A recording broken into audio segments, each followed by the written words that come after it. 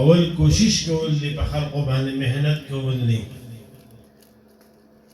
چې په خلقو باندې محنت وشي زیات محنت په زنانه وکړي دا ډېر لازمي د دې وجې نه موږ اکثر مدرسو کې پلاران ورونه راوړو هغو ته موږ وایو مهرباني وکړئ د خپلو ماشومانو ته لږ ماحول ورکړئ ماشوم علم وکړو شپږ کاله غریبه سهار ما لاړه او ماښام لاړه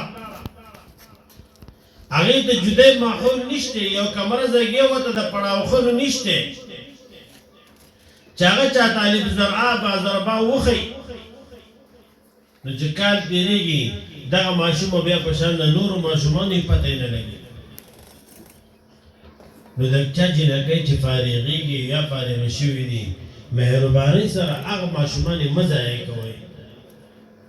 پلار ته پکار دا ده چې ضایع نه کړي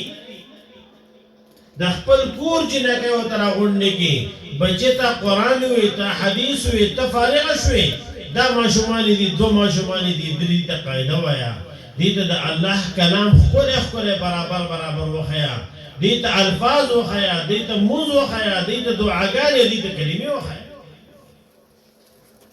او په کور کې یو کمره سیوا یې دا د هغې دپاره خاص کوي دا به زمونږ د کور مدرسه وي کمره سیوا نشته یو ګوټ کې وله پرده ولګوه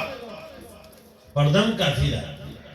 بچه په دې کې د کور دا جنکۍ راغونډې کړه دې ته سبق وایه د ترونو د لوڼو دې راغونډې کړه دې ته سبق وایه د محله چې کومه نږدې د ګاونډیان دا راغونډ کړه دې ته سبق وایه